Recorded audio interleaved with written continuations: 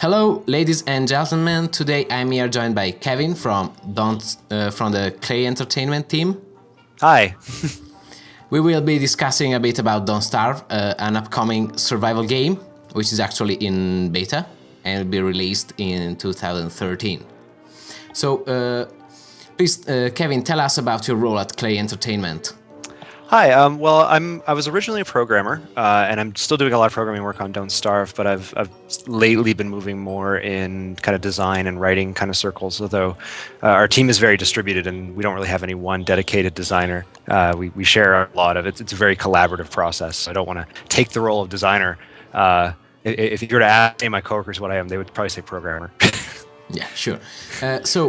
For people who have never seen the game, describe it in a nutshell. What is Don't Starve? Don't Starve is our take on the survival, crafting, exploration genre, I guess. It's got this cartoony, gothic art style and kind of a morbid, dark sense of humor. And you play as kind of a intrepid gentleman scientist from the 1920s who finds himself trapped in a hostile magical wilderness and has to learn about his environment and collect things and build things in order to survive. Okay, so we'll just start a bit of gameplay so we can see what it's all about. I can see here the first thing I see. I played a bit of the game, so I unlocked the second character here. And so what does this changing the character changes in the game? Well, each character has, I call them the superpower, but they're not really that. It's more just a unique ability that they all have. Wilson, who's our kind of flagship main character, is the scientist that I talked about previously. He will grow a beard in several stages over the course of, I forget how many, let's say 7 days. In game, and then he can shave the beard and use the beard clippings to craft some items that only he can craft. He's the baseline character. He's the character you start with. He's the most normal. The second character there that you have unlocked is called Willow. She's a little pyromaniac, and she is immune to fire damage, and she'll actually light little fires on her own volition at night, which can be good or bad, depending upon what situation you're in. Yeah, of course. So I started a game with this character, and I didn't so like the superpowers, and a certain moment was like I had nothing with myself. It was getting night. Oh shit, I'm fucked. And she started just a fire in the middle of nowhere. Yeah. Did it burn down your camp or anything? There till day, yeah. Yeah, the goal is not to have an escalating progression of characters where one is better than the next. The goal is to have an interesting play style with pluses and minuses to all of them, just to add some variety to the game and to let us experiment with different looks and play styles. All the characters have different dialogue as well in game. It's you have to read it. It's not spoken at all, but they like do sounds of different instruments. Yeah, well, yeah. When they talk, it's a musical instrument kind of thing that we have going on, much like the adults in Charlie Brown. And actually, every character has their own musical instrument. But in addition to that, the text that they're saying actually appears above their head, kind of like in an old LucasArts adventure game. Yeah. So one of the biggest problems in this survival kind of games is the fact that it may get monotonous after a while playing. For example, at this state, I think that the most boring thing in this game is actually have to gather all the grass and the sticks in the beginning, but I mean, it's just personal. So what are you planning to do to add more variety to the gameplay in the future? I mean, like Minecraft fixed this problem with multiplayer, map editing, all the community is modding the game and all the stuff like that. Are you planning to do something or? Yeah, I mean, like we are currently in beta, and not all of the actual content that's going to be in the final game is in there yet. I wouldn't hazard a guess as to what percentage it is, but there's definitely a lot more to come. So that will help. But kind of the biggest thing is that we're trying to add content in a way that it interacts with other content that's already in the game in an interesting way. So adding, I consider this a very systems-based game, or at least it's trying to become a very systems-based game. So we have like a hunger system, and we have a sleeping system, whereas most characters characters can fall asleep for various reasons, and stuff can catch on fire, and all sorts of stuff like that. So putting in a system like that by itself in isolation is good, and that's usually how the systems usually come in. But things don't tend to get very interesting until it starts to interact with other systems. So like if you set something to sleep with a sleeping dart, and then something catches on fire as a result because he dropped something, like things like kind of that cascading effect and controlled fun chaos that can happen when emergent gameplay happens, is what we're hoping to create with this game. Sure. So the biggest fun is actually in end game. I think I reached maybe 11 days. I'm not really sure. Something like that. And I've seen maybe I had to unlock receipts. So there are actually two different progression systems within not within the same game, but within the whole game. Which one is the character unlocking, and the other one is this receipt unlocking sort, no? Yes. So we're experimenting with that kind of progression, and so far the results have actually been a bit mixed. I'm actually not a big fan of the details of how we're handling both of those systems. And I mean, the benefit of the beta is that there's time to change it, and I don't know that I didn't like it until people are actually playing it and giving feedback. But specifically, the way our character unlocks work is that when you die, and death is pretty inevitable in Don't Starve, you gain experience points based on how many days that you have survived. And it's kind of this like escalating curve that governs that. So if you survive longer, every marginal day is worth a little more, like that. But the side effect of this is that you have to die in order to unlock characters, and people don't want to do that. And as we're tuning the balance of the game, it starts to get hard to kill people after a point. I mean, I imagine that once we have a little more balance and a couple more tools at our disposal to throw at the player, then it's not going to be as much of a problem. But so there's something fundamentally unsatisfying for most people to have to actually get their character to die in order to progress. So we're probably going to change that, and I'm not exactly sure what. Several solutions have been discussed, and we're still kind of figuring out which one fits the game the best. And we may change it more than once before beta, but I'm confident we'll find something fun.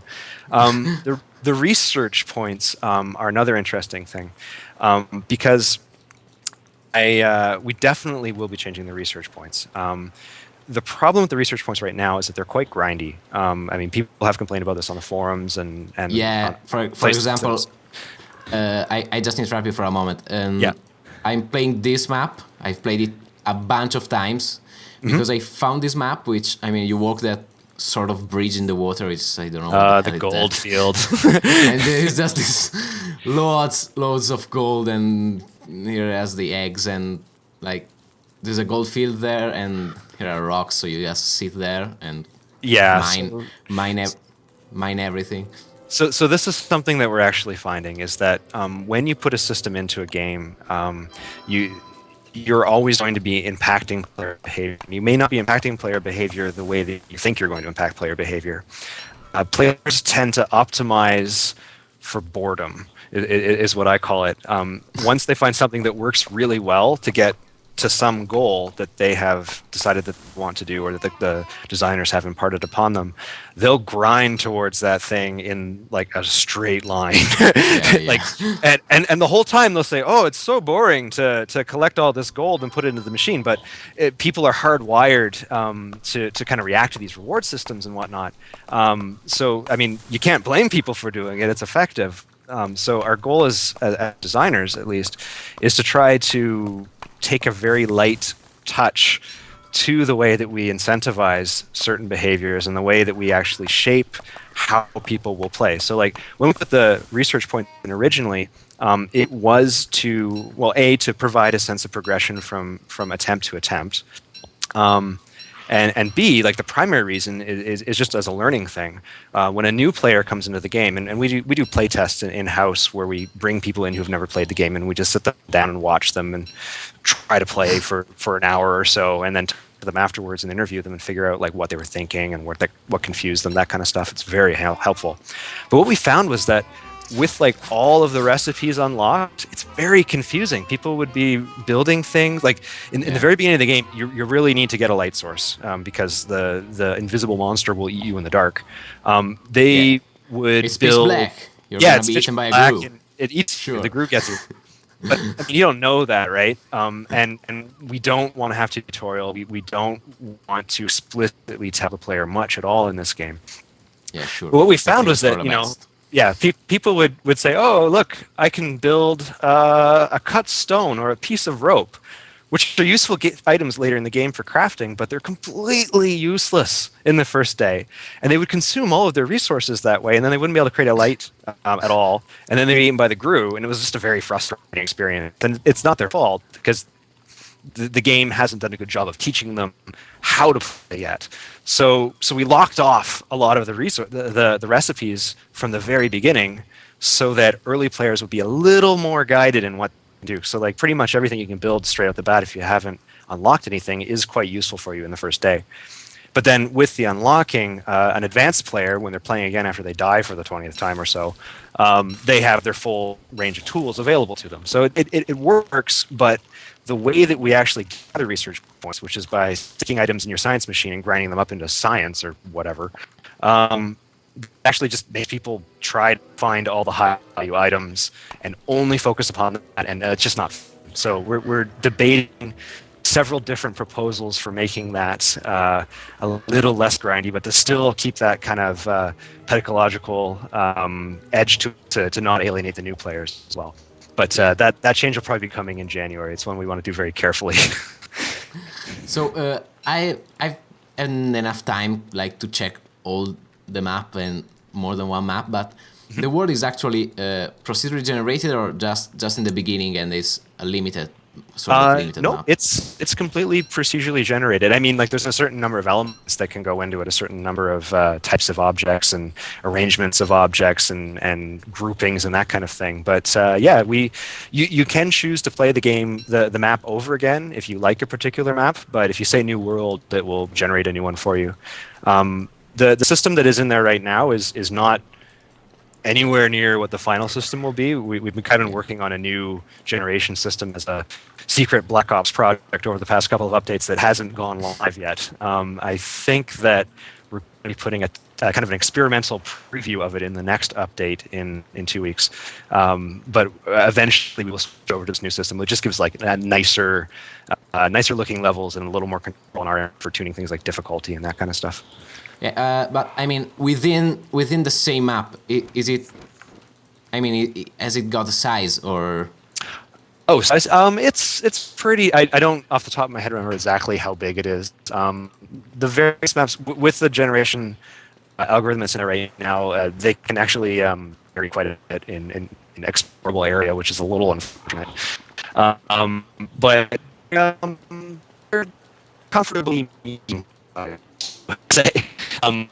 We are exploring options for increasing the explorable size of the world without necessarily increasing the apparent size of the world, if that makes any sense.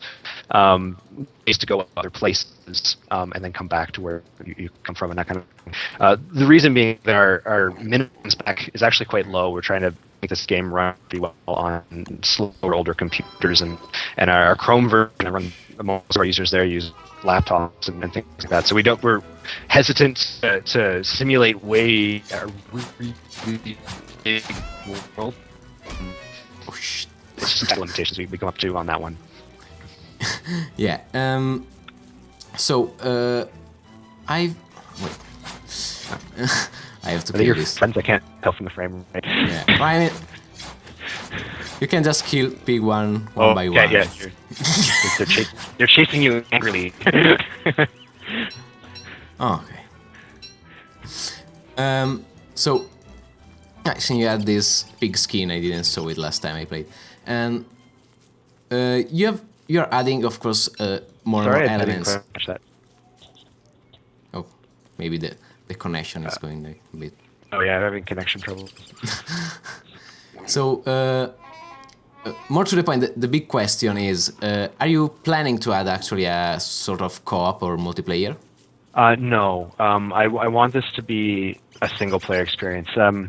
It seems like that's a very common question. It comes on forums all the time, and there's this expectation nowadays that the players have that most games will be multiplayer. And myself, I don't actually play a lot of games online. I tend to enjoy single player experiences more because it allows you to get more into character. Like if you're online, you're playing with someone, you co-op with a friend, you'll be sitting on the couch playing, you're talking about your day, other things, and you can't really, in my mind at least, truly get into the game and interact with the other characters as the game characters. And I think that like for this particular game, like one of the things that I really want to get across is just this tone of bleakness and loneliness. Wilson is a castaway survivor in this strange world, and I think that if his friends were there with him, it would compromise that quite a bit. Yeah, sure.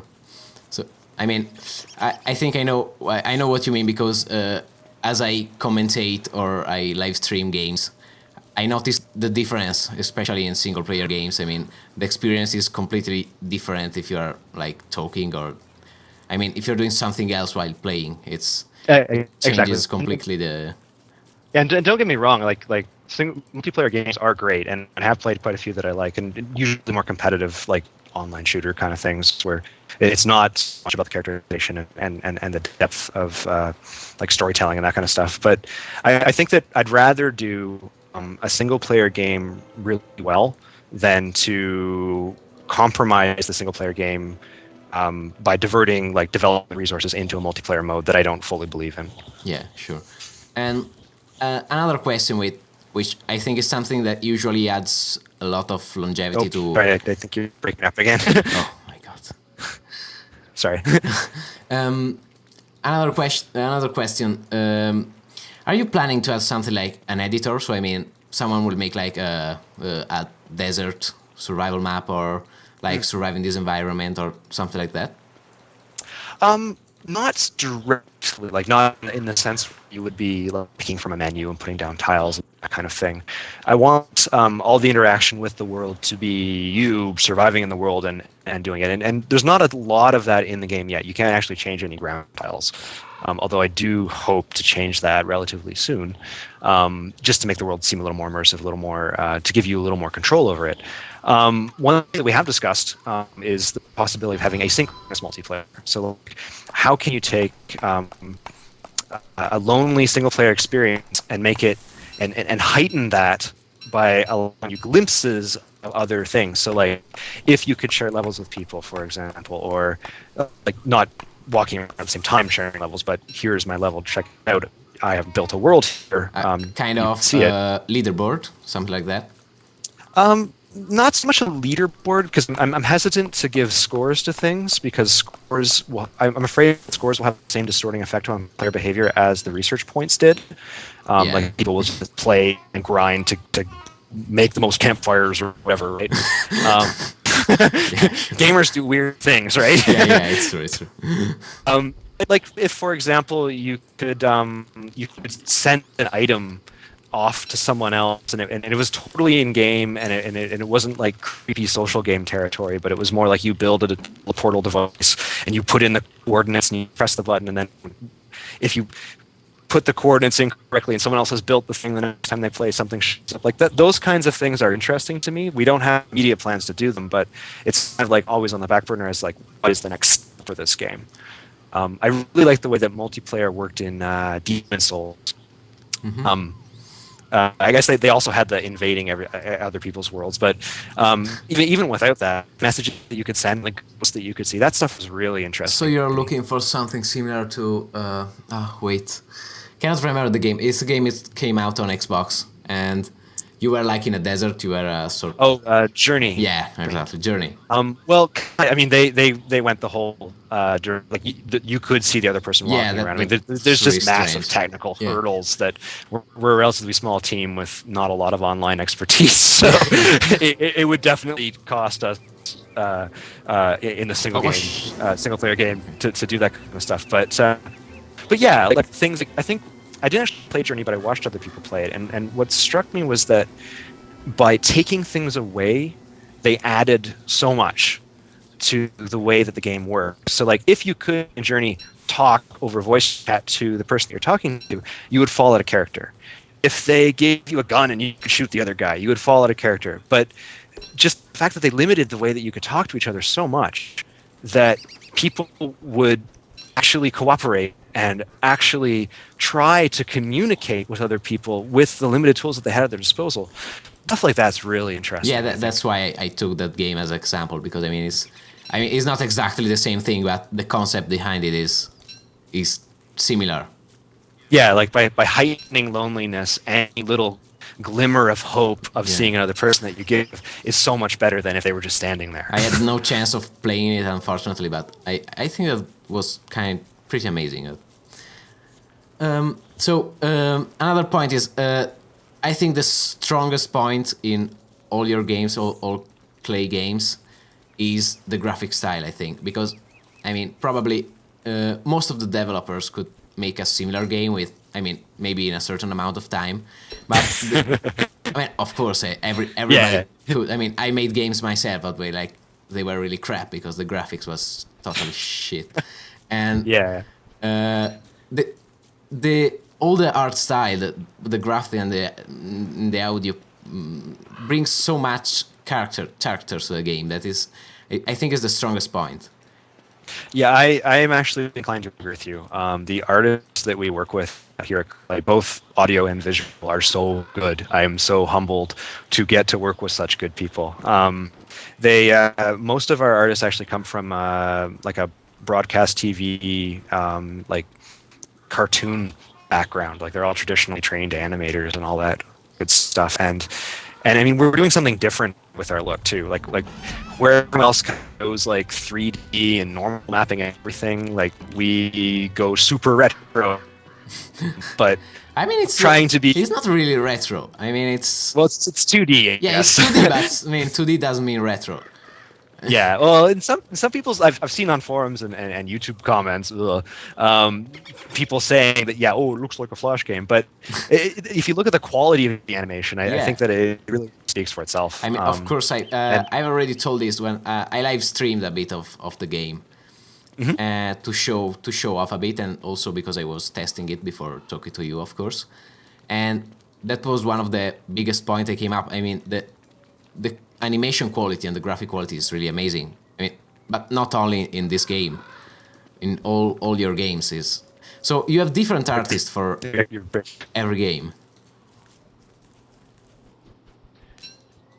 We have an internal team of artists, and who's working on a particular game changes over time. I mean, people working on Don't Starve worked on Shank, and some worked on Ninja, and there's same with programmers really. I mean, we do have one creative director, Jeff Agala, who really works to define the overall look of the game, and then we have a bunch of animators who actually do like all the animation and character builds and that kind of stuff.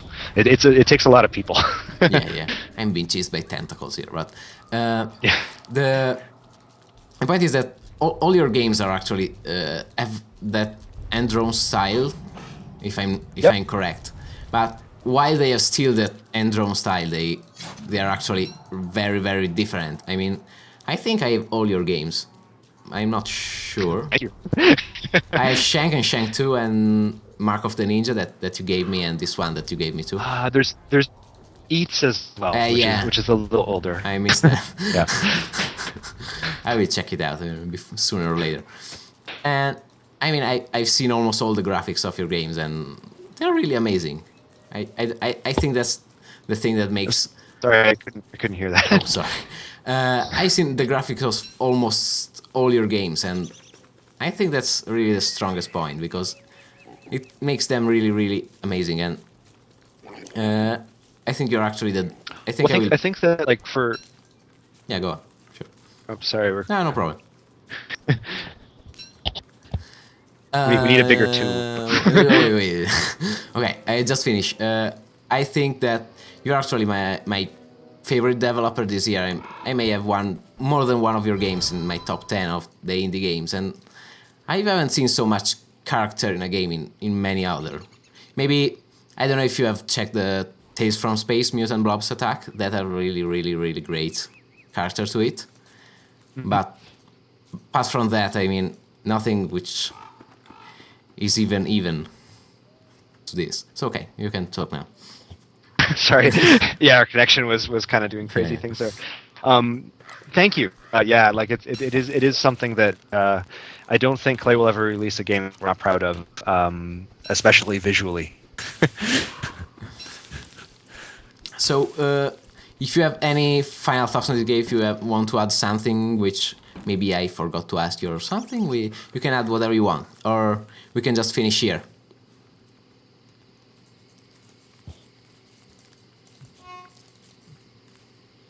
Sorry?